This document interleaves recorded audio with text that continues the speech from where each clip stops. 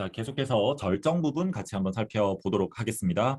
한참 속도를 내고 있는데 삽 끝에 딱딱한 게 또 걸렸다. 시간은 촉박하고 마음은 급한데 발로 눌러도 삼날이 더 이상 들어가지 않았다. 남자는 1m쯤 떨어진 곳에 다시 삽을 꽂았다. 한 삽 떠내고 나자 또 삽이 들어가지 않았다. 그러니까 계속 퍼내고 있는 곳에 뭔가 딱딱한 게 걸려서 한 1m쯤 떨어진 곳에 다시 파니까 파지는 듯 하더니 또 뭔가 걸렸다라는 거지. 그치?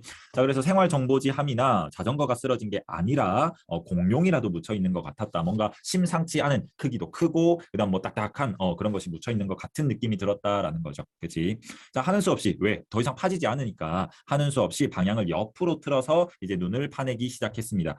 그때 어디선가 메아리처럼 음악 소리가 들려왔다. 가늘다란 목소리의 여자가 부르는 곡이 갑자기 들려왔는데 멜로디는 좀 익숙한 것 같았어요. 근데 남자는 잠시 손을 멈추고 그 소리에 귀를 기울였는데 비록 벨소리이긴 하지만 또 그날 처음으로 듣는 그런 음악이었다라고 지금 서술을 하고 있습니다. 자, 그리고 벨소리는 벨소리대로 들려오고 또 자기 주머니 속에서는 휴대전화의 진동이 또 울리는 거예요. 자기한테도 누군가가 계속 전화를 하고 있다라는 거지. 그치? 근데 그 남자는 또 자기의 휴대전화는 받지 않습니다. 또 부장이라든지 뭐 이런 사람들이 출근을 빨리 하라는 그런 재촉하는 전화일 것이다라고 이렇게 추측을 해서 자기한테 걸려오는 전화는 무시해 버렸고 그다음 어디선가 들려오는 그 벨소리는 좀 귀 기울여 봤다라는 거지. 그치? 자, 그래서 음악 소리는 멈추었다가 눈을 퍼내자 다시 시작이 되었고 아까와 같은 멜로디였다. 그리고 눈을 퍼낼수록 소리가 점점 커졌다. 그러니까 그 벨소리의 진원지랑 점점 내가 눈을 파내고 이 앞으로 나아가는 그 방향이랑 점점 가까워지고 있다는 걸 의미하는 거겠죠. 그치? 자, 남자는 길이 아니라 소리를 찾아서 삽을 움직였다. 손으로 눈을 쓸어낸 뒤에야 소리의 진원지를 찾아낼 수 있었다. 그것은 눈 속에 파묻힌 누군가의 휴대전화였고 공교롭게도 빳빳하게 언 양복 바지 안에 들어있었다라고 얘기하거든. 누군가의 이 얼어버린 양복 주머니 안에 벨소리가 계속 울리는 휴대전화가 있었다라는 얘기거든. 근데 우리는 지금 스포를 당해버렸잖아. 그 눈 속에 파묻혀 있는 사람이 결국 누구였습니까? 유대리였다. 라는 거지. 그렇지. 굉장히 일도 잘하고 싹싹한 그 유대리가 출근을 하지 않았다더니 지금 이 눈 속에 파묻혀 있는 것을 발견했다라고 보시면 되겠습니다.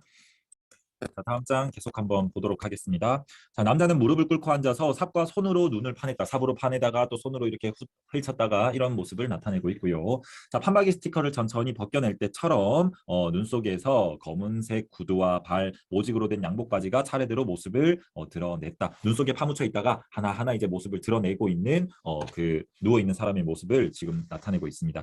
자, 남자는 코를 훌쩍거리면서 언 손으로 조심스럽게 눈을 파헤쳤다.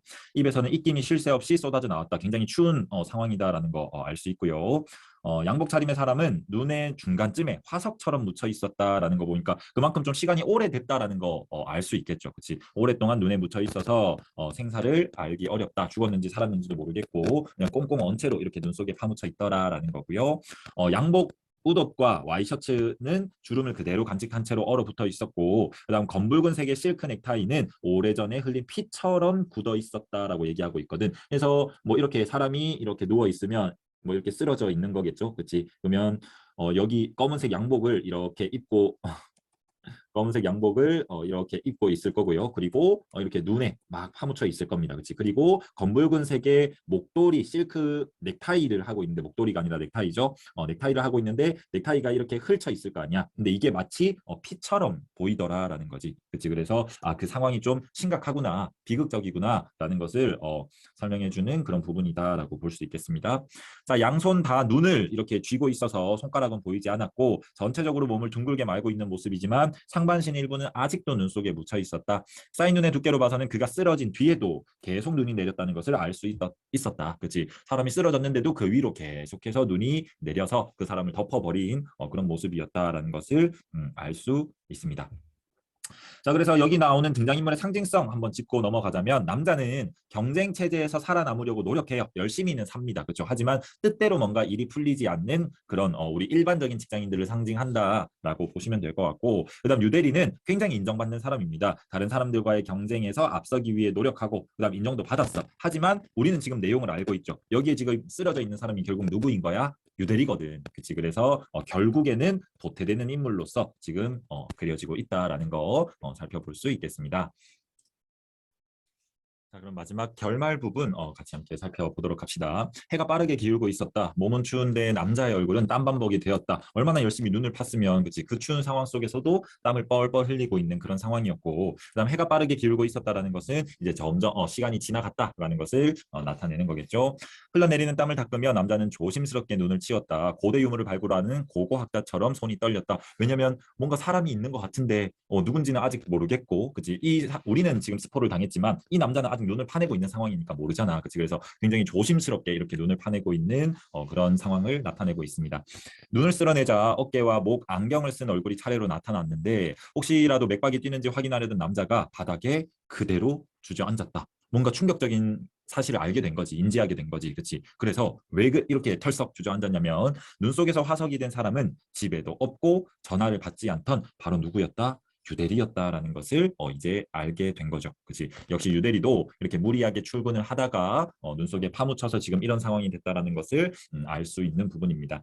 이봐, 남자는 유대리 몸을 흔들었다. 턱에서 땀이 툭 떨어졌다. 일어나. 휴대전화에서 다시 익숙한 멜로디가 흘러나왔다. 그럼 유대리 휴대전화가 계속 울린다라는 것은 역시나 이 남자와 동일하게 누군가가 계속 유대리한테 전화를 걸어서 빨리 출근하라는 그런 압박을 주고 있다라는 것을 우리가 예측할 수 있다라는 거죠. 그치? 이봐, 유대리를 부르는 남자의 목소리가 떨렸다. 유대리의 전화기를 주워 귀에 댔지만 남자는 아무 말도 하지 못했다. 유대리 전화가 울렸잖아. 그치? 그거를 이제 받아서 귀에 갖다 댔어. 그러면 보통 일반적으로 같으면 여기 사람 있어요. 살려주세요. 뭐 이런 말을 해야 될 거 아니야. 그치? 근데 그 말은 입 밖으로 나오지 않고 남자의 입안에서 이 말이 그냥 딱딱하게 굳어서 결국 입 밖으로 나오지 못했다라고 하는 부분이거든. 왜 그랬겠습니까?